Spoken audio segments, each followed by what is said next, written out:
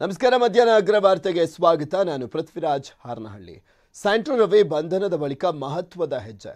Santro ರವಿಯ mobile ಅನ್ನು seize ಮಾಡಲಾಗಿದೆ, FSLಗೆ ರವಾನೆ ಮಾಡಲಾಗಿದೆ. ಸ್ಯಾಂಟ್ರೋ ರವಿ ಮನೆಯಲ್ಲಿ 2 ಮೊಬೈಲ್ ಫೋನ್ಗಳು ಪತ್ತೆ ಆಗಿದ್ದಾವೆ. ಆತನ ಮನೆಯಲ್ಲಿ 2 ಮೊಬೈಲ್ ಫೋನ್ಗಳು ಪತ್ತೆ ಆಗಿದ್ವು. ಸೊ ಅದರಲ್ಲಿ ಏನಾದರೂ ಮಹತ್ವದ ಮಾಹಿತಿಗಳಿದ್ದಾವ ಅನ್ನುವಂಥದ್ದನ್ನು ಕಾದು ನೋಡಬೇಕು. ಮೊದಲೇ ಈತ ಮಾಡ್ತಾ ಇದ್ದಂಥದ್ದೇ ಒಂದು ದಂಧೆಗಳಿದ್ವಲ್ಲ, ಆ ವೇಶ್ಯವಾಟಿಕೆ ದಂಧೆ, ಟ್ರಾನ್ಸ್ಫರ್ ದಂಧೆಗಳು. ಸಾಕಷ್ಟು ಜನ ಪ್ರಭಾವಿ ನಾಯಕರುಗಳು ಸಚಿವರ ಜೊತೆ ಎಲ್ಲ ಲಿಂಕ್ ಇದೆ ಅಂತ ಹೇಳಲಾಗ್ತಾ ಇತ್ತು. ಅದ್ರ ಬಗ್ಗೆ ಏನಾದರೂ ಮಾಹಿತಿ ಇದೆಯಾ ಕಾದು ನೋಡಬೇಕು. FIR ದಾಖಲು ಬಳಿಕ ಮನೆಯಲ್ಲಿ ಮೊಬೈಲ್ ಬಿಟ್ಟು ಎಸ್ಕೇಪ್ ಆಗಿದ್ದ. ಮೊಬೈಲ್ ಲಾಕ್ ಓಪನ್ ಮಾಡಿಸಿ ಪರಿಶೀಲನೆಗೆ ತಯಾರಿಯನ್ನು ಮಾಡಿಕೊಳ್ಳಲಾಗಿದೆ.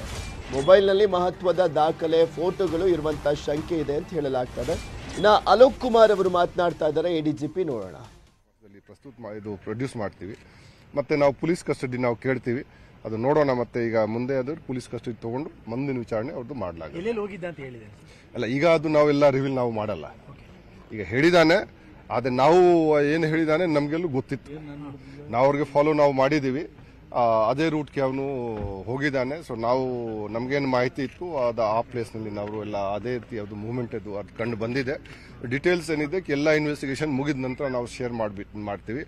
ಎಲ್ಲ ಪ್ರತಿಯೊಂದು ಹೆಜ್ಜೆಗೆ ಡೀಟೇಲ್ಸ್ ಶೇರ್ ಮಾಡೋದು ಸರಿ ಆಗೋದಿಲ್ಲ. ಸೊ ಅದು ನಾವು ಈಗ ವಿಚಾರಣೆ ಮಾಡ್ತಾ ಇದ್ದೀವಿ. ಅವನು ಎಲ್ಲ ಈಗ ಹೇಳಿಕೆ ಎಲ್ಲ ಅದು ಮಾಡಿಕೊಂಡು ಎಲ್ಲ ವಿಷಯಗಳು ಮತ್ತೆ ಇದು ಸರ್ಚ್ ನಾವು ಮಾಡಿದ್ದೀವಿ, ಅಲ್ಲಿ ಏನು ಮೆಟೀರಿಯಲ್ ಸಿಕ್ಕಿದೆ ಎಲ್ಲ ಅದು ನಾವು ಕೇಳ್ತೀವಿ. ಇಲ್ಲ, ಸದ್ಯಕ್ಕೆ 4 ಜನಕ್ಕೆ ಈಗ ನಾವು ದಸ್ಗಿ ನಾವು ಮಾಡಿದ್ದೀವಿ. ಈಗ ನಾವು ಇನ್ನೂ ನೋಡ್ತೀವಿ ಯಾರು ಇವರಿಗೆ ಆ ಟೈಮ್ ಸಹಾಯ ಇಲ್ಲ, ಬಹಳ ಆಕ್ಟಿವ್ ಆಗಿ ಮಾಡಿದ್ರೆ ಮತ್ತೆ ಅವ್ರ ಮೇಲೆ ಕೂಡ ಕ್ರಮ ಪತ್ರಿಕಾಗೋಷ್ಠಿಯಲ್ಲಿ ಹೇಳಿದ್ರೆ ಈ ಪ್ರಕರಣದ ತನಿಖೆ ಸದ್ಯಕ್ಕಾಗ್ತದೆ ಅಂತ. ಉಳಿದಂತಹ ಪ್ರಕರಣಗಳು ಈಗ ಚಾರ್ಜ್ ಶೀಟ್ ಆಗಿರುವಂತದ್ದು ಅಥವಾ ಪ್ರಕರಣ ದಾಖಲಾಗಿರುವಂತದ್ದು ಅದ್ರ ಬಗ್ಗೆ ಪರಿಶೀಲನೆಗಳು ಯಾವಾಗ ಆಗ್ಬಹುದು? ನೋಡ್ರಿ, ಈಗ ಅವನು ನಿನ್ನೆ ಬೆಳಿಗ್ಗೆನೀಗ ಬಂದಿದ್ದಾನೆ. ಫಸ್ಟ್ ನಾವು ಈ ಕೇಸ್ ಬಗ್ಗೆ ನಾವು ನೋಡ್ಬೇಕಾಗತ್ತೆ, ಗೊತ್ತಾಯ್ತಾ. ಫಸ್ಟ್ ನಮ್ದು ಪ್ರಯಾರಿಟಿ ಇದೆ ವಿಜಯನಗರ ಠಾಣೆಯಲ್ಲಿ ಯಾವ ಕೇಸ್ ದಾಖಲಾಗಿದೆ, ಆ ನಮ್ದು ಪ್ರಯಾರಿಟಿ ಇದೆ, ಆ ನಮ್ದು ಮ್ಯಾಂಡೇಟ್ ಇದೆ. ಅದು IO ಏನಿದೆ ಆ ಕೆಲಸ ಮಾಡ್ತಾರೆ. ಆ ನಂತರ ಎಲ್ಲ ಇದು ಮುಗಿದ ನಂತರ ಮತ್ತೆ ನಾವು ಬೇರೆ ಕೇಸ್ ಬಗ್ಗೆ ನಾವು ಆರೋಗ್ಯ ಅವನು ಇನ್ಸುಲಿನ್ ಎಲ್ಲ ತಗೊಳ್ತಾನೆ. ಆರೋಗ್ಯ ಅವನು ಈಗ ಸೊ ಪ್ರತಿಯೊಂದು ತಾಸಿಗೆ ಅವ್ರನ್ನ ಇನ್ಸುಲಿನ್ ಇಂಜೆಕ್ಷನ್ ತಗೊಳ್ತಾನೆ. ನಾವು ನೋಡ್ತೀವಿ, ಮತ್ತೆ ನೋಡಿ ಸ್ವಲ್ಪ ಇಂಜೆಕ್ಷನ್ ತರಿಸ್ಕೊಳ್ಳಿ ಅವ್ರಿಗೆ. ಈಗ ಮಾತಾಡ್ತಾ ಇದ್ದಾನೆ, ಅವ್ರಿಗೆ IO ಏನಿದ್ದಾರೆ ಅವ್ರಿಗೆ ಸಹಕರಿಸಬೇಕು, ಅವ್ರಿಗೆ ಜೊತೆಗೆ ಅವ್ರಿಗೆ ಮಾತಾಡ್ತಾ ಇದ್ದಾನೆ. ನಮ್ಮ ಶಿವಶಂಕರ್ ಅವರು ಅವ್ರದ್ದು ಸ್ಟೇಟ್ಮೆಂಟ್ ರೆಕಾರ್ಡ್ ಮಾಡ್ತಾರೆ. ಸದ್ಯಕ್ಕೆ ನಾವು ಫಸ್ಟ್ ಅದು ಕೇಳಬೇಕು ನಾವು. ಈಗ ಅವನು ಬೆಳಿಗ್ಗೆ ಇದು 4 ತಾಸುಗಳು ಆಗಿಲ್ಲ, ಈಗಾಗಲೇ ಎಲ್ಲ ಮಾಡಕ್ಕೆ ಆಗಲ್ಲ. ಈಗ ನಾವು ಪೊಲೀಸ್ ಕಸ್ಟಡಿ ನಾವು ಕೇಳ್ತೀವಿ. ಪೊಲೀಸ್ ಕಸ್ಟಡಿ ಸಿಕ್ಕಿದ ನಂತರ ಮತ್ತೆ ನಾವು ಬೇರೆ ನೋಡ್ತೀವಿ. ಬೇರೆ ಪೊಲೀಸರಿಂದ ರಿಕ್ವೆಸ್ಟ್ ಇದೆಯಾ ಸರ್ ಅದನ್ನ ಕಸ್ಟಡಿ ಕೇಳಲಿಕ್ಕೆ? ಗಮನಿಸ್ತಾ ಇದ್ದೀರಾ ಅಲೋಕ್ ಕುಮಾರ್ ಅವರು. ಬಟ್ ಇಲ್ಲಿ ಕುತೂಹಲ ಅನ್ಸೋದು ನೋಡಿ, ಅಲೋಕ್ ಕುಮಾರ್ ಅವರು ಮಾತನಾಡುವಂತ ಸಂದರ್ಭದಲ್ಲಿ ಅಲೋಕ್ ಕುಮಾರ್ ಅವರು ಹೇಳ್ತಾ ಇದ್ರು, ವಿಜಯನಗರದಲ್ಲಿ ಅವ್ರ ಹೆಂಡತಿ ಕೊಟ್ಟಿದ್ದಾರಲ್ಲ ಆ ಕಂಪ್ಲೇಂಟ್ ಮೇಲೆ ಫಸ್ಟ್ ಇವಾಗ ತನಿಖೆ ಆಗ್ತಾ ಇದೆ ಅಂತ. ಅದೊಂದೇ ಪ್ರಕರಣಕ್ಕೆ ಸಂಬಂಧಪಟ್ಟಂತೆ ತನಿಖೆ ಮಾಡೋದಾದ್ರೆ ADGPಗಳು, SPಗಳು ಅವರೆಲ್ಲರೂ ಕೂಡ ಇದ್ದಾರೆ. ಸಹಜವಾಗಿ ಆಶ್ಚರ್ಯ ಅನ್ಸುತ್ತೆ, ಬರೀ ಅಷ್ಟನ್ನು ಮಾತ್ರ ತನಿಖೆ ಮಾಡ್ತಾರಾ ಅನ್ನುವಂಥದ್ರ ಬಗ್ಗೆನೇ ಸಾಕಷ್ಟು ಕುತೂಹಲ ಇರುವಂಥದ್ದು. ಒಂದು ಕಡೆ ಕುಮಾರಸ್ವಾಮಿ ಅವರು ಅನುಮಾನವನ್ನು ವ್ಯಕ್ತಪಡಿಸ್ತಾ ಇದ್ರು. ಆಲ್ರೆಡಿ ಸಾಕಷ್ಟು ದಿನ ಆಗಿತ್ತು, ಆಲ್ರೆಡಿ ಹಿಡಿದು ಆತನಿಂದ ಸಾಕಷ್ಟು ಮಾಹಿತಿಯನ್ನು ತೆಗೆದುಕೊಂಡು ಅದನ್ನು ಮುಚ್ಚಾಕುವಂಥ ಪ್ರಯತ್ನ ಅಂತ ಹೇಳ್ತಾ ಇದ್ರು.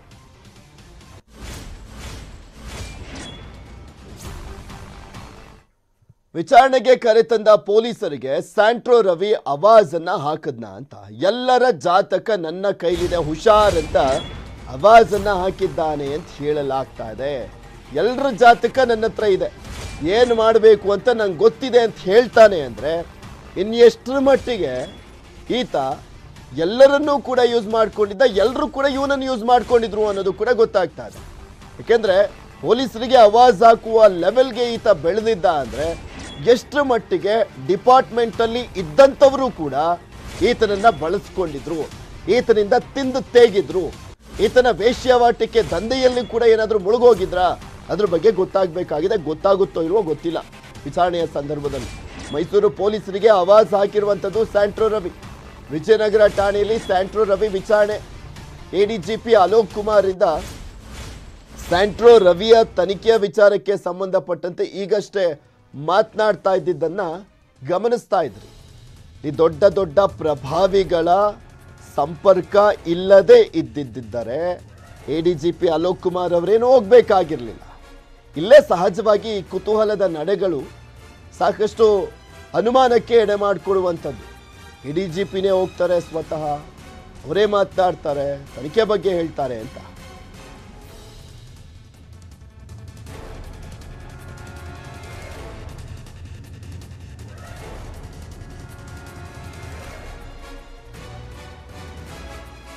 ಯಾವ ರೀತಿಯಾಗಿ ತನಿಖೆ ನಡೀತಾ ಇದೆ ಅನ್ನುವಂಥದ್ರ ಬಗ್ಗೆ ಕಂಪ್ಲೀಟ್ ಆದಂತ ಮಾಹಿತಿಯನ್ನ ನೀಡ್ತಾರೆ ನಮ್ಮ ಕ್ರೈಮ್ ಬ್ಯೂರೋದ ಪ್ರತಿನಿಧಿಗಳಾಗಿರುವಂತ ಮುನಿರಾಜು ಮತ್ತೆ ಮಂಜುನಾಥ್. ಇಬ್ರು ಕೂಡ ನಮ್ಮ ಜೊತೆ ನೇರ ಸಂಪರ್ಕದಲ್ಲಿ ಜಾಯಿನ್ ಆಗ್ತಾ ಇದ್ದಾರೆ. ಮುನಿರಾಜು, ಮೊಬೈಲ್ ಸೀಸ್ ವಿಚಾರಕ್ಕೆ ಸಂಬಂಧಪಟ್ಟಂತೆ ಅಂದ್ರೆ ಸಾಕಷ್ಟು ಮಾಹಿತಿಗಳು ಮೊಬೈಲ್ನಲ್ಲಿ ಲ್ಯಾಪ್ಟಾಪ್ನಲ್ಲೇ ಇರುವಂಥದ್ದು ಅಂತ ಹೇಳಲಾಗ್ತಾ ಇರುವಂಥ ಹಿನ್ನೆಲೆಯಲ್ಲಿ ಅದು ತುಂಬಾ ಇಂಪಾರ್ಟೆಂಟ್ ಆಗುತ್ತೆ, ಮಹತ್ವವನ್ನು ಪಡೆದುಕೊಳ್ಳುತ್ತೆ. ಸೊ ಅದ್ರ ಬಗ್ಗೆ ಏನು ಅಪ್ಡೇಟ್ಸ್ ಲಭ್ಯವಾಗ್ತಾ ಇದೆ ಈ ಕ್ಷಣಕ್ಕೆ?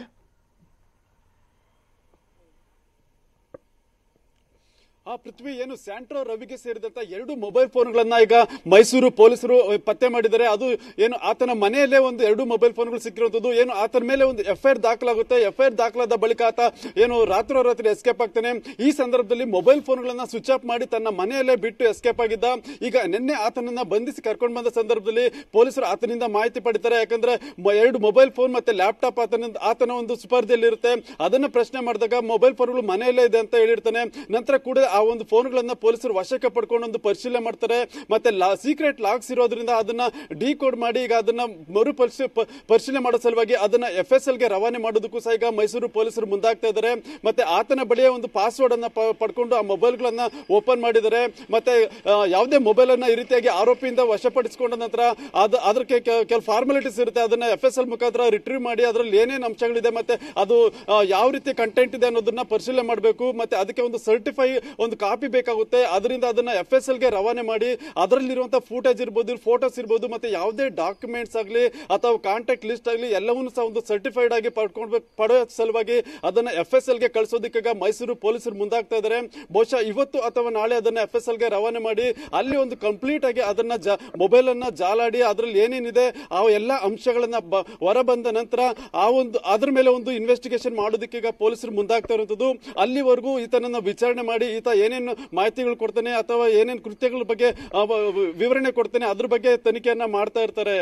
ಪೃಥ್ವಿ. ಓಕೆ ಮುನಿರಾಜು. ಇನ್ನ ಮಂಜುನಾಥ್ ಕೂಡ ನಮ್ಮ ಪ್ರತಿನಿಧಿ ನೇರ ಸಂಪರ್ಕದಲ್ಲಿದ್ದಾರೆ. ಮಂಜುನಾಥ್, ನನಗೆ ಒಂದು ಕುತೂಹಲ ಈ ಪ್ರಕರಣದಲ್ಲಿ ಕಾಣಿಸ್ತಾ ಇರೋದು ಅಂದ್ರೆ ಅಲೋಕ್ ಕುಮಾರ್ ಅವರು ಮಾತನಾಡ್ಬೇಕಾದ್ರೆ ಜಸ್ಟ್ ಈಗಷ್ಟೇ ಹೇಳ್ತಾ ಇದ್ರು, ಇಲ್ಲಿ ವಿಜಯನಗರದಲ್ಲಿ ದಾಖಲಾಗಿದ್ದಲ್ಲ ಅಂದ್ರೆ ಅವ್ರ ಹೆಂಡತಿ ಕೊಟ್ಟಿರುವಂತ ದೂರಿನ ಆಧಾರದ ಮೇಲೆ ಫಸ್ಟ್ ತನಿಖೆಯನ್ನ ಮಾಡಲಾಗ್ತಾ ಇದೆ ಅಂತ. ಹಂಗಿದ್ದಿದ್ರೆ ADGP ಸೇರಿದಂತೆ SP-ಗಳೆಲ್ಲರೂ ಕೂಡ ಈ ಪ್ರಕರಣದಲ್ಲಿ ಬಂದುಬಿಟ್ಟು ಅಷ್ಟೊಂದು ಮುತುವರ್ಜಿ ವಹಿಸ್ಬಿಟ್ಟು ಏನಾಗ್ತಾ ಇದೆ ಅಂತ ತನಿಖೆ ಬಗ್ಗೆ ಮಾಹಿತಿಯನ್ನು ಪಡ್ಕೊಳ್ತಾರೆ ಅಂದರೆ ಸಹಜವಾಗಿ ಅನುಮಾನಗಳಂತೂ ಕಾಡುತ್ತೆ. ಇದರ ಜೊತೆಗೆ ಈ ವಿಚಾರಣೆ ಮಾಡಬೇಕಾದ್ರೆ ಅವಾಜನ್ನು ಬೇದ್ರೆ ಆಗ್ತಾ ಅನ್ನುವಂಥದ್ರ ಬಗ್ಗೆ ಮಾಹಿತಿ ಇದೆ. ಈಗ ತನಿಖೆ ಯಾವ ರೀತಿಯಾಗಿ ನಡೀತಾ ಇದೆ ಅಂತ ಏನಾದರೂ ಮಾಹಿತಿಯನ್ನು ಹೊರಬಿಟ್ಟಿದ್ದಾನ?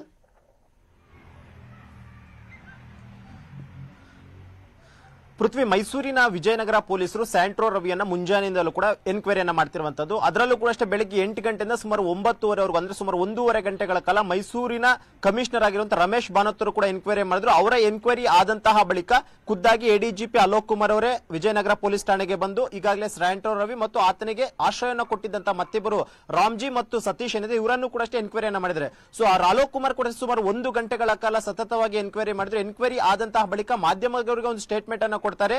ಏನು ತನ್ನ ಹೆಂಡತಿ ಒಂದು ದೂರನ್ನ ಕೊಟ್ಟಿದ್ರು, ದೂರಿನ ಆಧಾರದ ಮೇಲೆ ನಾವು ಈಗಾಗಲೇ ಎನ್ಕ್ವೈರಿಯನ್ನ ಮಾಡಿದೀವಿ ಅಂತ. ಇದಕ್ಕೂ ಮುಂಚಿತವಾಗಿ ನಿನ್ನೆ ಏನು ಬೆಂಗಳೂರಿನ ಏರ್ಪೋರ್ಟ್ ನಿಂದ ಬೈ ರೋಡ್ ಮೈಸೂರು ಪೊಲೀಸರು ಆತನನ್ನ ಮೈಸೂರಿಗೆ ಕರ್ಕೊಂಡು ಬಂದಂತ ಟೈಮ್ ನಲ್ಲೂ ಕೂಡ ಅಷ್ಟೇ ಪೊಲೀಸರಿಗೆ ಒಂದಷ್ಟು ಅವಾಜ್ಗಳನ್ನ ಹಾಕಿರುವಂತದ್ದು. ಅಂದ್ರೆ ನನಗೆ ಎಲ್ಲರ ಒಂದು ಚರಿತ್ರೆಯನ್ನು ಕೂಡ ಗೊತ್ತು, ಯಾರು ಏನೇನ್ ಮಾಡಿದ್ರೆ ಪ್ರತಿಯೊಂದು ಕೂಡ ಎವಿಡೆನ್ಸ್ ನನ್ನ ಬಳಿ ಇದೆ, ನಾನು ಎಲ್ಲರ ಒಂದು ಚರಿತ್ರೆಯನ್ನು ಕೂಡ ಅಷ್ಟೇ ಬಿಚ್ಚಿಡ್ತೀನಿ ಅನ್ನುವಂತ ಒಂದು ರೀತಿಯಂತ ಅವಾಜನ್ನು ಹಾಕಿರುವಂತದ್ದು. ಜೊತೆಗೆ ನನ್ನನ್ನು ಇನ್ವೆಸ್ಟಿಗೇಷನ್ ಮಾಡಿದ್ರೆ ಯಾರೆಲ್ಲ ಹೆಸರುಗಳ ಹೊರಗಡೆ ಬರುತ್ತೆ ಅನ್ನೋದನ್ನು ಕೂಡ ಅಷ್ಟೇ ನೀವು ಮುಂದಿನ ತಿಂಗಳಲ್ಲಿ ನೋಡ್ತೀರಾ ಅನ್ನುವಂತ ಒಂದು ರೀತಿಯಾದಂತ ಒಂದು ಮೇರು ಧ್ವನಿಯಲ್ಲಿ ಆತ ಮಾತನಾಡಿರುವಂತದ್ದು. ಇದೆಲ್ಲವನ್ನೂ ಕೂಡ ಪರಿಗಣಿಸಿದಂತಹ ಮೈಸೂರು ಕಮಿಷನರ್ ಖುದ್ದು ರಮೇಶ್ ಬಾನತ್ ಅವರು ಇದೇ ಒಂದು ಕಾರಣಕ್ಕೋಸ್ಕರ ಬೆಳಿಗ್ಗೆ 8 ಗಂಟೆಗೆ ವಿಜಯನಗರ ಪೊಲೀಸ್ ಠಾಣೆಗೆ ಬರ್ತಾರೆ. ಬಂದು ಸ್ಯಾಂಟ್ರೋ ರವಿಯನ್ನ ಎನ್ಕ್ವೈರಿಯನ್ನು ಕೂಡ ಮಾಡ್ತಾರೆ. ಎನ್ಕ್ವೈರಿ ಟೈಮ್ ನಲ್ಲಿ ಆತ ಯಾವುದೇ ಒಂದು ವಿಚಾರವನ್ನು ಕೂಡ ಬಾಯಿ ಬಿಡ್ತಿಲ್ಲ. ಜೊತೆಗೆ ಆತನಿಗೆ ಶುಗರ್ ಇರುವಂತ ಕಾರಣಕ್ಕೋಸ್ಕರ ಪ್ರತಿಯೊಂದು ಗಂಟೆಗೂ ಒಂದೊಂದು ಇಂಜೆಕ್ಷನ್ ಮತ್ತು ಟ್ಯಾಬ್ಲೆಟ್ ಕೂಡ ಅವಶ್ಯಕತೆ ಇದೆ ಅನ್ನುವಂಥದ್ದನ್ನ ಬಿಟ್ರೆ ಉಳಿದಂತೆ ಈ ಒಂದು ಪ್ರಕರಣಕ್ಕೆ ಸಂಬಂಧಿಸಿದಂತೆ ಯಾವುದೇ ರೀತಿಯಂತ ಒಂದು ಸ್ಟೇಟ್ಮೆಂಟ್ ಅನ್ನು ಕೂಡ ಅಷ್ಟೇ ಆತ ಸರಿಯಾಗಿ ಕೊಡ್ತಿಲ್ಲ ಅನ್ನುವಂಥದ್ದು ಈಗಾಗಲೇ ಪೊಲೀಸರು ಹೇಳ್ತಿರುವಂತದ್ದು. ಇದರ ಜೊತೆಗೆ ಪ್ರಮುಖವಾಗಿ ರಾಮ್ಜಿ ಮತ್ತು ಸತೀಶ್ ಅಂತ ಇಬ್ಬರನ್ನ ಏನು ಈಗಾಗಲೇ ಗುಜರಾತ್ ನಿಂದ ಪೊಲೀಸರು ವಶಕ್ಕೆ ಪಡೆದು ಕರ್ಕೊಂಡು ಬಂದಿದ್ದಾರೆ, ಅವರು ಕೂಡ ಅಷ್ಟೇ ಆಶ್ರಯ ಕೊಟ್ಟಿದ್ವಿ ಅನ್ನೋದನ್ನು ಕೂಡ ಒಪ್ಕೊಂಡಿದ್ದಾರೆ. ಜೊತೆಗೆ ಅವರು ಸಿಮ್ ಕಾರ್ಡ್ ಆಗಿರ್ಬೋದು, ಮೊಬೈಲ್ ಫೋನ್ ಆಗಿರ್ಬೋದು ಮತ್ತು ಹಣದ ಅವಶ್ಯಕತೆ ಇದ್ದಂತ ವೇಳೆ ಅದನ್ನ ನಾವು ಅರೇಂಜ್ ಮಾಡ್ತಿದ್ವಿ. ಜೊತೆಗೆ ಗುಜರಾತ್ ನಲ್ಲಿ ಆತ ತಂಗೋದಕ್ಕೆ ಏನೆಲ್ಲ ವ್ಯವಸ್ಥೆಗಳು ಬೇಕೋ ಆ ಒಂದು ವ್ಯವಸ್ಥೆಯನ್ನು ಕೂಡ ನಾವು ಮಾಡ್ಕೊಂಡಿದ್ವಿ ಅನ್ನೋ ಒಂದು ಸ್ಟೇಟ್ಮೆಂಟ್ ಅನ್ನು ಕೂಡ ಅಷ್ಟೇ ಖುದ್ದಾಗಿ ಎಡಿಜಿಪಿ ಅಲೋಕ್ ಕುಮಾರ್ ಅವರ ಮುಂದೆ ಆ ಇಬ್ರು ಕೂಡ ಹೇಳಿರುವಂತದ್ದು. ಇಲ್ಲಿ ಪ್ರಮುಖವಾಗಿ ಪೊಲೀಸರಿಗೆ ಇನ್ವೆಸ್ಟಿಗೇಷನ್ ಮಾಡ್ತಿರುವಂತದ್ದು, ಇಲ್ಲಿ ಪತ್ನಿ ಕೊಟ್ಟಿರುವಂತಹ ದೂರಿನನ್ವಯಗೂ ಕೂಡ ಒಂದಷ್ಟು ಸ್ಟೇಟ್ಮೆಂಟ್ ಗಳನ್ನ ದಾಖಲು ಮಾಡೋಕೆ ಪ್ರಯತ್ನವನ್ನ ಮಾಡ್ತಿದ್ರೆ, ಇದಕ್ಕಿಂತ ಇಂಪಾರ್ಟೆಂಟ್ ಆಗಿರುವಂತದ್ದು ಏನಂತಂದ್ರೆ ಆತ ಯಾರೆಲ್ಲರ ಜೊತೆ ಸಂಪರ್ಕದಲ್ಲಿದ್ದ ಮತ್ತು ಆತನ ಜೊತೆ ಯಾರ ಜೊತೆ ಮಾತನಾಡಿರುವಂತಹ ಆಡಿಯೋ ಕ್ಲಿಪ್ಗಳಾಗಿರ್ಬೋದು ಅಥವಾ ಒಂದಷ್ಟು ವರ್ಗಾವಣೆ ವಿಚಾರವಾಗಿ ಆತನ ಹಣಕಾಸಿನ ಬಗ್ಗೆ ಮಾತನಾಡಿದ ಅದರ ಒಂದು ಕ್ಲಿಪ್ಗಳಾಗಿರ್ಬೋದು, ಒಂದು ವೇಳೆ ಆತ ಆಫೀಸರ್ಸ್ ಅನ್ನ ವರ್ಗಾವಣೆ ಮಾಡಿಸಿದ್ದೇ ಆದಂತಹ ಪಕ್ಷದಲ್ಲಿ ಯಾರ ಒಂದು ಮುಖಾಂತರವಾಗಿ ಆತ ವರ್ಗಾವಣೆಯನ್ನು ಮಾಡಿಸ್ತಿದ್ದ, ಜೊತೆಗೆ ಯಾರಾದ್ರೂ ಹಿರಿಯ ಪೊಲಿಟಿಷಿಯನ್ ಗಳ ಸಂಪರ್ಕದಲ್ಲಿ ಆತ ಇದ್ನ ಅಥವಾ ಹೋಮ್ ಮಿನಿಸ್ಟರ್ ಆಗಿರ್ಬೋದು, ಸಿಎಂ ಆಗಿರ್ಬೋದು, ಇವರ ಸಂಪರ್ಕದಲ್ಲಿ ನಿರಂತರವಾಗಿ ಇದ್ನ ಮತ್ತು ಇವನ ಹಣತಿಯಂತೆ ಅವರು ಕೂಡ ಅಷ್ಟೇ ವರ್ಗಾವಣೆ ಮಾಡಿಸ್ತಿದ್ರ. ಹೀಗೆ ಸಾಕಷ್ಟು ರೀತಿಯಂತ ಒಂದಷ್ಟು ಅನುಮಾನಗಳಿದೆ. ಆ ಅನುಮಾನಗಳಿಗೆ ತೆರೆ ಕಾಣಬೇಕು ಅನ್ನೋ ಕಾರಣಕ್ಕೋಸ್ಕರ ಪೊಲೀಸರು ಆ ಒಂದು ಆಯಾಮದಲ್ಲಿ ಕೂಡ ಇನ್ವೆಸ್ಟಿಗೇಷನ್ ಅನ್ನು ಮಾಡ್ತಿದ್ದಾರೆ. ನೋಡೋಣ ಮಂಜು, ಎಷ್ಟು ಮಾಹಿತಿಗಳು ಹೊರಗೆ ಬರ್ತವೆ, ಎಷ್ಟು ಮಾಹಿತಿಗಳು ಅಲ್ಲೇ ಉದುಗೋಗ್ತವೆ ಅಂತ. ಥ್ಯಾಂಕ್ ಯು ನಿಮ್ಮೆಲ್ಲ ಮಾಹಿತಿಗಾಗಿ. ಮುನಿರಾಜು, ನಿಮಗೂ ಕೂಡ ಧನ್ಯವಾದ ನಿಮ್ಮೆಲ್ಲ ಮಾಹಿತಿಗಾಗಿ. ಕೇಸ್ ದಾಖಲಾಯ್ತಲ್ಲ, ಈ ಅನಾಚಾರ ಅಕ್ರಮ ಬರೀ ದಂಧೆಗಳನ್ನೇ ಮಾಡ್ಕೊಂಬಂದಿದ್ನಲ್ಲ ರವಿ, ಯಾವ ರೀತಿಯಾಗಿ ಎಸ್ಕೇಪ್ ಆದ ಅನ್ನುವಂಥದ್ರ ಬಗ್ಗೆ, ಎಲ್ಲೆಲ್ಲಿ ಹೋದ, ಯಾವ್ಯಾವ ರೂಟಲ್ಲೆಲ್ಲ ಅವನು ಪ್ರಯಾಣವನ್ನು ಮಾಡ್ದ, ಅದೆಲ್ಲದ್ರ ಬಗ್ಗೆನೂ ಕೂಡ ನ್ಯೂಸ್ 18 ಬಳಿ ಎಕ್ಸ್ಕ್ಲೂಸಿವ್ ಆದಂಥ ಮಾಹಿತಿ ಇದೆ. ಅದನ್ನು ನಿಮ್ಮ ಮುಂದೆ ಇಡ್ತಾ ಹೋಗ್ತೀನಿ. ಪೊಲೀಸರ ಆಪರೇಷನ್ ಹೇಗಿತ್ತು ಅನ್ನೋದನ್ನು ನೋಡ್ತಾ ಹೋಗೋಣ. ಜನವರಿ 3ನೇ ತಾರೀಕು ಫಸ್ಟು ಬೆಂಗಳೂರಿನಿಂದ ಹೊರಟ ಸ್ಯಾಂಟ್ರೋ ರವಿ ಕಾರು ಮತ್ತು ಬಸ್ನಲ್ಲಿ ಪ್ರಯಾಣವನ್ನು ಮಾಡ್ತಾನೆ. ಎರಡನೇ ಪತ್ನಿ ದೂರನ್ನು ಕೊಡ್ತಾ ಇದ್ದಂತೆ ಮೊಬೈಲನ್ನು ಸ್ವಿಚ್ ಆಫ್ ಮಾಡ್ಕೊಳ್ತಾನೆ. ಹೆಂಡತಿ ಎರಡನೇ ಪತ್ನಿ ದೂರನ್ನು ಕೊಡ್ತಿದ್ದ ಹಾಗೆ ತನ್ನ ಫೋನನ್ನು ಸ್ವಿಚ್ ಆಫ್ ಮಾಡ್ತಾನೆ. ಫಾರ್ಚುನರ್ ಕಾರ್ನಲ್ಲಿ ಗೋವಾಕ್ಕೆ ಫಸ್ಟ್ ಎಸ್ಕೇಪ್ ಆಗ್ತಾನೆ. ಗೋವಾದಿಂದ ಮಂಡ್ಯಕ್ಕೆ ಸ್ಯಾಂಟ್ರೋ ರವಿ ವಾಪಸ್ ಬರ್ತಾನೆ. ಗೋವಾಗೆ ಫಸ್ಟ್ ಎಸ್ಕೇಪ್ ಆಗಿರ್ತಾನೆ. ಹೆಂಡತಿ ದೂರನ್ನು ಕೊಡ್ತಿದ್ದ ಹಾಗೆ ಏನೋ ಒಂದು ಮರೆ ಮಾಚ್ಬೋದು, ಯಾಕೆಂದರೆ ಪ್ರಭಾವಿಗಳು ದೊಡ್ಡ ದೊಡ್ಡವ್ರ ಜೊತೆ ಎಲ್ಲ ಲಿಂಕ್ ಇದ್ದಂಥ ಹಿನ್ನೆಲೆಯಲ್ಲಿ ಮುಚ್ಚಾಕ್ಬೋದು ಅಂತ ಅಂದ್ಕೊಂಡಿರ್ತಾನೆ. ಮಂಡ್ಯದಿಂದ ಕೇರಳಕ್ಕೆ ಪ್ರಯಾಣವನ್ನು ಮಾಡ್ತಾನೆ. ನೆಕ್ಸ್ಟು ಅಂದರೆ ಗೋವಾದಿಂದ ಮಂಡ್ಯಕ್ಕೆ ಬರ್ತಾನೆ, ಮಂಡ್ಯದಿಂದ ಕೇರಳಕ್ಕೆ ಪ್ರಯಾಣವನ್ನು ಮಾಡ್ತಾನೆ. ಕೇರಳದಿಂದ ಉಡುಪಿಗೆ ವಾಪಸ್ ಆಗ್ತಾನೆ. ಉಡುಪಿಗೆ ವಾಪಸ್ ಬರುವಂಥದ್ದು, ಉಡುಪಿಯಿಂದ ಮತ್ತೆ ಗೋವಾಕ್ಕೆ ಪ್ರಯಾಣವನ್ನು ಮಾಡ್ತಾನೆ. ಗೋವಾದಿಂದ ಕಾರ್ನಲ್ಲಿ ಪುಣೆಗೆ ಪ್ರಯಾಣವನ್ನು ಮಾಡುವಂಥದ್ದು. ಪುಣೆಯಿಂದ ಗುಜರಾತ್ಗೆ ಪ್ರಯಾಣವನ್ನು ಮಾಡ್ತಾನೆ. ಪುಣೆಯಿಂದ ನೆಕ್ಸ್ಟ್ ಗುಜರಾತಿಗೆ ಹೋಗ್ತಾನೆ. ಗುಜರಾತ್ನ ಅಹಮದಾಬಾದ್ನಲ್ಲಿ ವಾಸ್ತವ್ಯ ಹೂಡ್ತಾನೆ. ಅಹಮದಾಬಾದ್ನಲ್ಲಿ ಸ್ಯಾಂಟ್ರೋ ಬಂಧನ ಮಾಡಲಾಗುತ್ತೆ. ಸ್ಯಾಂಟ್ರೋ ರವಿಯನ್ನು ಅಹಮದಾಬಾದ್ನಿಂದ ಬೆಂಗಳೂರಿಗೆ ನಂತರ ಶಿಫ್ಟ್ ಮಾಡಲಾಗುತ್ತೆ. ಬೆಂಗಳೂರಿನಿಂದ ಮೈಸೂರಿಗೆ ನೆಕ್ಸ್ಟು ಸ್ಯಾಂಟ್ರೋ ರವಿ ಸದ್ಯ ಮೈಸೂರಿನಲ್ಲಿ ವಿಚಾರಣೆಯನ್ನು ಎದುರಿಸ್ತಾ ಇದ್ದಾನೆ. ಇವನು ಎಲ್ಲೇ ಹೋದ್ರೂ ಕೂಡ ಸ್ಥಳೀಯರ ಸಂಪರ್ಕ ಚೆನ್ನಾಗಿತ್ತು. ಈತ ಇಲ್ಲೆಲ್ಲ ಕಡೆನೂ ಕೂಡ ಓಡಾಡಲಿಕ್ಕೆ ಏನಾದರೂ ಪ್ರಭಾವಿಗಳು ಕೂಡ ಇನ್ಸ್ಟ್ರಕ್ಷನ್ಸ್ ಕೊಡ್ತಾ ಇದ್ರ, ಏನಾದರೂ ಅವರು ಕೂಡ ರಕ್ಷಣಾ ಕವಚ ಆಗಿದ್ರ ಅನ್ನುವಂಥ ಪ್ರಶ್ನೆ ಕೂಡ ಇದೆ. ನೋಡಬೇಕು ನೆಕ್ಸ್ಟ್ ಏನಾದರೂ ಹೊರಗೆ ಬರುತ್ತಾ ಅಂತ. ಸ್ಯಾಂಟ್ರೋ ರವಿ ಬಗ್ಗೆ ಎರಡನೇ ಪತ್ನಿ ಮಾತನಾಡಿದ್ರು ನ್ಯೂಸ್ 18 ಜೊತೆ. ನ್ಯೂಸ್ 18 ಜೊತೆ ಮಾತನಾಡಿದಂಥ ಸ್ಯಾಂಟ್ರೋ ರವಿ ಎರಡನೇ ಪತ್ನಿ ಮದುವೆ, ವರದಕ್ಷಿಣೆ, ಡೀಲು, ದಂಧೆ ಬಗ್ಗೆನೂ ಕೂಡ ಮಾತನಾಡಿದ್ದಾರೆ. ಆಮೇಲೆ ಅವ್ರು ಯಾವ ರೀತಿಯಾಗಿ ಈತನ ಬಲೆಗೆ ಬಿದ್ರು ಅನ್ನುವಂಥದ್ರ ಬಗ್ಗೆನೂ ಕೂಡ ಹೇಳಿದ್ದಾರೆ. 2019 ಮೇನಲ್ಲಿ ನಾವಿಬ್ಬರೂ ಕೂಡ ಮದುವೆ ಆಗಿದ್ವಿ. ಆತ ತಾನು ಮದುವೆ ಆಗಿದ್ದಂಥ ವಿಚಾರನೂ ಕೂಡ ನನಗೆ ಹೇಳಿರಲಿಲ್ಲ. ನಾನು ಬ್ರಹ್ಮಚಾರಿ ಅಂತ ಹೇಳಿದ. ಅತ್ಯಾಚಾರವಾದ ಬಳಿಕ ಮದುವೆ ಆಗಲೇಬೇಕಾದಂಥ ಪರಿಸ್ಥಿತಿ ನಿರ್ಮಾಣವಾಯಿತು ಅಂತ ಹೇಳಿದ್ರು. ಮದುವೆ ನಂತರ ನನಗೆ ನರಕವನ್ನು ತೋರಿಸ್ಬಿಟ್ಟ ಅವನು. ಮಂತ್ರಿಗಳು, ಆಫೀಸರ್ಸ್ಗಳು ಗೊತ್ತು ಅಂತ ಹೇಳ್ತಾ ಇದ್ದ. ಟ್ರಾನ್ಸ್ಫರ್ ವಿಚಾರಗಳನ್ನು ನನ್ನ ಜೊತೆ ಮಾತನಾಡ್ತಾ ಇದ್ದ. ವಾರಕ್ಕೆ 5 ದಿನ ಬೆಂಗಳೂರಲ್ಲೇ ಇರ್ತಿದ್ದ, 2 ದಿನ ಮಾತ್ರ ಮೈಸೂರಿನಲ್ಲಿ ಇರ್ತಿದ್ರು ಅಂತ ಸ್ಯಾಂಟ್ರೋ ರವಿಯ ಎರಡನೇ ಪತ್ನಿ ನ್ಯೂಸ್ 18 ಜೊತೆ ಮಾತನಾಡುವಂಥ ಸಂದರ್ಭದಲ್ಲಿ ಹೇಳಿದ್ರು. ಅವ್ರು ಏನು ಮಾತನಾಡಿದ್ರು ಒಂದ್ಸಲ ಕೇಳೋಣ.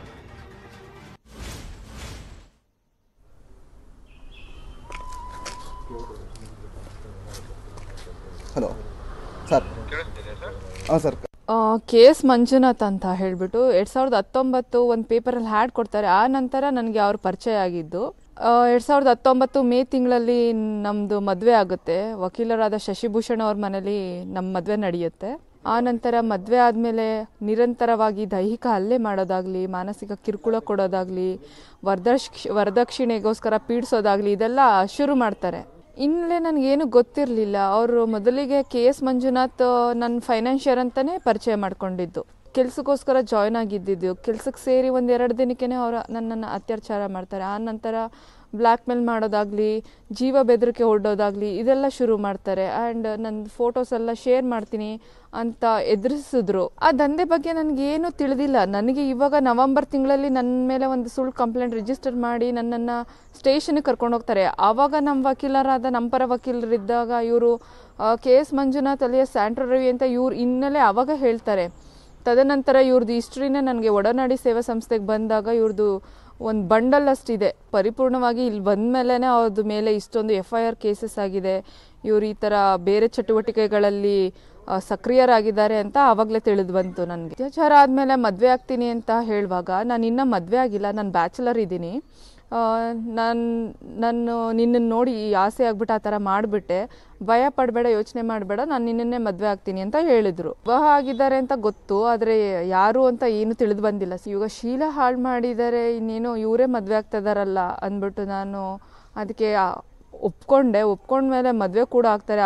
ಆ ನಂತರ ಇವರು ಅವ್ರ ನರ್ಕನೇ ತೋರಿಸ್ಬಿಡ್ತಾರೆ ನನಗೆ. ಟ್ರಾನ್ಸ್ಫರ್ ವಿಚಾರವಾಗಿ ಮಂತ್ರಿಗಳು ಗೊತ್ತು, IAS ಆಫೀಸರ್ಸ್ಗಳು ಗೊತ್ತು, IPS ಆಫೀಸರ್ಸ್ಗಳು ಗೊತ್ತು ಅಂತ ಹೇಳಿದ್ದಾರೆ. ಆದರೆ ಅವ್ರ ಜೊತೆ ಎಲ್ಲ ನನಗೆ ಯಾವುದೇ ರೀತಿ ಸಂಪರ್ಕ ಇರಲಿಲ್ಲ, ಏನೂ ಅವರು ಬಿಟ್ಕೊಟ್ಟಿರಲಿಲ್ಲ. ಮುಂದೆ ಯಾವತ್ತೂ ಅವ್ರು ಮಾತಾಡ್ತಿರ್ಲಿಲ್ಲ. ಏನಾದರೂ ಕೆಲಸದ ವಿಚಾರ ಆಗಿದ್ರೆ ಹೊರಗಡೆ ಹೋಗಿ ಮಾತಾಡ್ತಿದ್ರು. ಆದ್ದರಿಂದ ನನಗೆ ಅದ್ರ ಬಗ್ಗೆ ಅಷ್ಟು ಮಾಹಿತಿ ಇಲ್ಲ. 2019ರಲ್ಲಿ ಮದುವೆ ಆದಮೇಲೆ ಇದು ಆಫೀಸ್ನೇ ಮನೆ ಮಾಡ್ಕೊಂಡಿರ್ತೀವಲ್ಲ, ಆದ್ದರಿಂದ ಮನೆಗೆ ಹೋಗಿ ಬಂದು ಮಾಡ್ತಾರೋ ಅಂತ ಹೇಳಿದ್ದು. ಪರ್ಮನೆಂಟಾಗಿ ಏನು ಅಲ್ಲಿ ಇರಲಿಲ್ಲ. ಅದಾದಮೇಲೆ 2020ರಲ್ಲಿ ಪರ್ಮನೆಂಟಾಗಿ ಕುವೆಂಪು ನಗರದಲ್ಲಿ ಮನೆ ಮಾಡಿದ್ದು. ಅಲ್ಲೂ ಕೂಡ ಬೆಂಗಳೂರಲ್ಲಿ ಕೆಲಸ ಇದೆ ಅಂದ್ಬಿಟ್ಟು ವಾರಕ್ಕೆ 5 ದಿನ ಬೆಂಗಳೂರಲ್ಲಿ ಇರ್ತಿದ್ರು, 2 ದಿನ. ಆ ನಂತರ ನಾವು ಅಲ್ಲಿಗೆ ಹೋಗ್ತೀವಿ. ಅದ್ರ ನಾಳೆ ನಮ್ಮ ತಂದೆ ತಾಯಿ ಬರ್ತಾರೆ. ನಮ್ಮ ತಂದೆ ತಾಯಿ ಜೊತೆ ನಮ್ಮ ಪರ ಇದ್ದು ವಕೀಲರು ಕೂಡ ಬರ್ತಾರೆ. ವಕೀಲ ಎಲ್ಲೋ ನೋಡಿದ್ದೀವಿ ನಾವು ಅಂದ್ಬಿಟ್ಟು ಇವರು KS Manjunath alias Santro Ravi ಅಂತ ತಿಳಿಸ್ತಾರೆ ಅಷ್ಟೇ. ಆವಾಗ ಅಲ್ಲಿ ಜಾಸ್ತಿ ಸಮಯ ಇಲ್ಲದಿರೋದ್ರಿಂದ ಇವ್ರದ್ದು ಪೂರ್ತಿ ಹಿನ್ನೆಲೆ ನನಗೆ ಅಲ್ಲಿ ಗೊತ್ತಾಗಿರಲಿಲ್ಲ. ಗೊತ್ತಿಲ್ಲ ಸರ್, ಯಾಕೆಂದರೆ ಅವ್ರು ತಪ್ಪು ಮಾಡಿರೋದಂತೂ ನಿಜ. ಒಂದು ಹುಡುಗಿ ಜೀವನದಲ್ಲಿ ಇಷ್ಟೊಂದೆಲ್ಲ ಆಟ ಆಡಿದ್ದಾರೆ. ಇವಾಗಲಾದರೂ ಇವ್ರಿಗೆ ಕಠಿಣವಾದ ಶಿಕ್ಷೆ ಆಗಲಿ ಅಂತ ನನ್ನ ಬೇಡಿಕೆ. ಮತ್ತಷ್ಟು ಸುದ್ದಿಯನ್ನು ನಿಮ್ಮ ಮುಂದೆ ಇಡ್ತಾ ಹೋಗ್ತೀನಿ, ಆದರೆ ಅದಕ್ಕೂ ಮುಂಚೆ ಒಂದು ಸ್ಮಾಲ್ ಬ್ರೇಕ್. ಹೊತ್ತಿನ ಪಕ್ಷ ಅಂತ ತನ್ನ ಬೆನ್ನನ್ನು ತಾನೇ ತೊಡ್ಕೊಳ್ಳುವಂಥ BJP ಪಕ್ಷದಲ್ಲಿರುವಂಥ ನಾಯಕರುಗಳು ಕೆಸರುಚಾಟದಲ್ಲಿ ತೊಡಗಿದ್ದಾರೆ.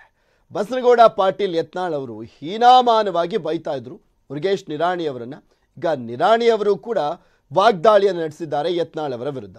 ಮೀಸಲಾತಿ ವಿಷಯದಲ್ಲಿ ಇಬ್ಬರ ಮಧ್ಯೆ ಜೋರಾಗಿದೆ ವಾಕ್ಸಮರ. ಯತ್ನಾಳ್ ವಿರುದ್ಧ ಪರೋಕ್ಷವಾಗಿ ಕೊಲೆ ಆರೋಪವನ್ನು ಮಾಡಲಾಗಿದೆ. ಏನ್ ಮಾತನಾಡಿದ್ರು ನೋಡೋಣ. ಏನ್ ಮಾಡೋರಿದ್ರಿ ನನಗೆ, ನೀವು ಬಿಜಾಪುರ್ನಾಗ ಬಂದು ಕೆಡುತ್ತೀನಿ ಅಂತ ಹೇಳ್ತೀರಿ. ಅವ ಬಂದ ಮನೆ ಪ್ರೆಸ್ ಮೀಟ್ ಮಾಡ್ದ ಪಿಂಪ ಮಂತ್ರಿ. ಬಸವನಗೌಡ ಟಿಕೆಟೇ ಕೊಡ್ಸೋದಿಲ್ಲ, ಅವನು ಸೋಲಿಸ್ತಿರ್ತೀನಿ. ಮೊದಲು ನೀನ್ ನೋಡ್ಕೊಡು, ನಿಂದು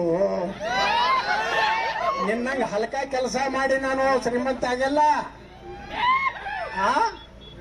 ನಿನ್ನಂಗ ಹಲ್ಕ ಕೆಲಸ ಮಾಡಿ ಪೀಠಗಳು ಮಾಡೋದು, ಅವತ್ತನ್ನ ಬ್ಲ್ಯಾಕ್ ಮೇಲ್ ಮಾಡೋದು, ಸ್ವಾಮಿಗಳನ್ನ ಅವಕ್ಕೊಂದಿಟ್ಟು ರೊಕ್ಕ ಕೊಡುದು, ಇವ್ರು ಹೇಳ್ದಂಗ ಅವ್ ಕೊಡ್ಲೇಬೇಕು, ಮಾಡಲೇಬೇಕು ಅನ್ನಂತ ಚಿಲ್ಲರ್ ಕೆಲಸ ನಾ ಮಾಡಿಲ್ಲ. ಅವ್ನು ಹೇಳ್ದ, ಪ್ರೆಸ್ ಮೀಟ್ ಮಾಡಿದ ಒಂದು ತಾಸನಾಗ ಹೇಳ್ದ, ನಿಮ್ಮ ಅಪ್ಪ ಹುಟ್ಟಿದ್ರೆ ತೆಗಿಯಪ್ಪ ಅವ್ರ. ನಾನು ಹೇಳಿಕ್ಕೆ ಇಚ್ಛೆ ಪಡ್ತಾ ಇದ್ದೇನೆ. ಇನ್ನೊಬ್ಬ ನಮ್ಮ ಬಿಜಾಪುರದವ ಬಿದ್ದಾನೆ, ಎಲ್ಲೂ ಇಲ್ಲ ಅಂತ ನಾಲಿಗೆ. ಆ ಎಲ್ಲೂ ಇಲ್ಲದಿರುವಂತ ನಾಲಿಗೆ ಆ ದೀಪ ಆರುವಾಗ ಒಂದು ಬಹಳ ಡಾಳಾಗಿ ಆರ್ತದೆ ಅನ್ನೋಂಥದ್ದು ಹೇಳ್ತಾರೆ. ಹೆಚ್ಚು ಬೆಳಕ ಕೊಟ್ಟ ಆರುವಂತ ಸಂದರ್ಭ ಇರ್ತಾ ಇದೆ. ನಮ್ಮ ಭಾರತೀಯ ಜನತಾ ಪಾರ್ಟಿ, ನಮ್ಮ ಪರಿವಾರದ ಹಿರಿಯರು ನಮಗೆ ಒಂದು ಸಂಸ್ಕೃತಿಯನ್ನು ಕಲಿಸಿಕೊಟ್ಟಿದ್ದಾರೆ. ಯಾವ ರೀತಿ ಮಾತಾಡಬೇಕು, ಯಾವ ರೀತಿ ಸಂಬಂಧಗಳಿರ್ಬೇಕು ಅನ್ನುವಂಥದ್ದನ್ನ, ಯಾವ ರೀತಿ ಅವರ ನಾಲಿಗೆಯನ್ನು ಹರಿಬಿಟ್ಟು ಮಾತಾಡ್ತಾ ಇದ್ದಾರೆ. ಇದು ಯಾರಿಗೆ ಹುಟ್ಟಿರೋಂಥವ್ರು ಮಾತ್ರ ಮಾತಾಡ್ಲಿಕ್ಕೆ ಸಾಧ್ಯ ಇದೆ. ಅವ್ರ ಅಪ್ಪಗ ಅವ್ರು ಹುಟ್ಟಿದ್ರೆ ಅಂದ್ರೆ ಈ ಥರ ಭಾಷೆ ಮಾತಾಡ್ಲಿಕ್ಕೆ ಸಾಧ್ಯನೇ ಇಲ್ಲ. ಅದ್ರ ಸಲುವಾಗಿ ಅವ್ರು ಯಾರಿಗಾದ್ರೂ ಪಿಂಪ್ ಅಂತ ಹೇಳಿ ಹೇಳ್ತಾ ಇದಾರಲ್ಲ, ಅವರೇ ಕೆಲಸ ಮಾಡಿರೋಂಥವ್ರು ಇರ್ಬೋದು ಈ ರೀತಿ ಎಲ್ಲ ಮಾಡುವಂಥವ್ರು. ಯಾಕಂದ್ರೆ ಯಾರು ಇಂಥದ್ದೊಂದು ಸುಸಂಸ್ಕೃತ ಫ್ಯಾಮಿಲಿಯಿಂದ ಬಂದವರು, ಸುಸಂಸ್ಕೃತ ಪಕ್ಷದಿಂದ ಬಂದವರು, ಸುಸಂಸ್ಕೃತ ಮಾರ್ಗದರ್ಶನದಿಂದ ಇರುವಂಥವ್ರು ಬಂದಂಥವ್ರು ಬಾಯಿ ಒಳಗೆ ಇಂಥ ಶಬ್ದಗಳು ಬರೋದಿಲ್ಲ. ಇಂಥ ಶಬ್ದಗಳು ಬರ್ತಾ ಇದೆ ಅಂದರೆ ಅವ್ರು ಆ ಪಿಂಪಾಗಿ ಕೆಲಸ ಮಾಡ್ತಿರ್ಬೇಕು ಮತ್ತು ಯಾರಿಗಾದ್ರೂ ಹುಟ್ಟಿದಂಥವ್ರು ಇರಬೇಕು. ನಾ ಭಾಳ ಕಠೋರವಾಗಿ ಮಾತಾಡ್ತಾ ಇದ್ದೀನಿ. ಇನ್ನೇನಾದ್ರೂ ಭಾಳ ಬಾಯಿ ನಾಲ್ಗಿ ಹರಿದು ಮಾತಾಡಿದ್ರಂದ್ರೆ ಆ ನಾಲ್ಗೆ ಕತ್ತರಿಸುವಂತ ಪ್ರಸಂಗ ಬರುವಂತ ದಿವಸದಲ್ಲಿ ಬರ್ತಾ ಇದೆ. ಅದ್ರ ಸಲುವಾಗಿ ನಾನು ಭಾಳ ಸ್ಪಷ್ಟವಾಗಿ ಹೇಳ್ತಾ ಇದ್ದೀನಿ. ಇವತ್ತು ನಾನು ಒಂದು ಹೇಳ್ತಾ ಇದ್ದೀನಿ, ನೀವು ಕೋರ್ಟ್ದಲ್ಲಿ ಸ್ಟೇ ತಂದಿರಲ್ಲಪ್ಪ, ನೀವು ಮತ್ತೊಬ್ರಿಗೆ ಹೇಳ್ತಾ ಇದ್ದೀರಲ್ಲ ನೀವು ಬಿಡುಗಡೆ ಮಾಡಿ ಅದನ್ನ ಮಾಡಿ ಇದನ್ನ ಮಾಡಿ ಅಂತ. ನಿಮ್ಮ ಅಪ್ಪಗೆ ನೀವು ಹುಟ್ಟಿದ್ರಿ ಅಂದ್ರೆ ಅದ್ರ ಮೊದಲು ಕೋರ್ಟ್ದಿಂದ ಸ್ಟೇ ತಂದಿದ್ದನ್ನು ವಾಪಸ್ ತಗೊಳ್ಳಿ. ಇನ್ನೊಂದು ಹೇಳ್ತಾ ಇದ್ದೀನಿ, ನಿಮ್ಮೊಬ್ಬ ಡ್ರೈವರ್ ಇದ್ರು ಮೊದಲು, ಅವನ ಹೆಸರು ಕುಮಾರ್ ಅಂತ ಹೇಳಿ, ಈಗಿದ್ದ ಡ್ರೈವರ್ನ ಸಂಬಂಧಿಕ ಅವನು ಕೊಲೆ ಆಯ್ತು. ಆ ಕೊಲೆ ಯಾಕಾಯ್ತು ಅನ್ನೋಂಥದ್ದನ್ನ ಮೀಡಿಯಾ ಮುಂದೆ ಹೇಳಬೇಕು. ಯಾರಿದಾರ ನೀವು ಪತ್ತೆ. ಅತ್ಯಂತ ಸ್ಟ್ರಾಂಗ್ ಆಗಿರುವಂಥ ಹೈಕಮಾಂಡ್ ಅನ್ನು ಹೊಂದಿರುವಂಥ ಬಿಜೆಪಿ ಈ ನಾಯಕರುಗಳಿಗೆ ಅದು ಯಾವಾಗ ಬ್ರೇಕ್ ಹಾಕುತ್ತೋ ಏನೋ ಗೊತ್ತಿಲ್ಲ, ಅದು ಯಾವ ಹಂತಕ್ಕೆ ಹೋಗಿ ತಲುಪುತ್ತೋ ಏನೋ ಗೊತ್ತಿಲ್ಲ. ಇವರಿಬ್ಬರ ವೈಯಕ್ತಿಕ ಮಾತಿನ ವರಸೆ. ಇದು ಇವತ್ತಿನ ಮಧ್ಯಾಹ್ನ ಅಗ್ರವಾರ್ತೆ. ನೋಡ್ತಾ ಇರಿ ನ್ಯೂಸ್ 18 ಕನ್ನಡ. ಜಾಲ ನಮ್ಮದು, ಬಲ ನಿಮ್ಮದು.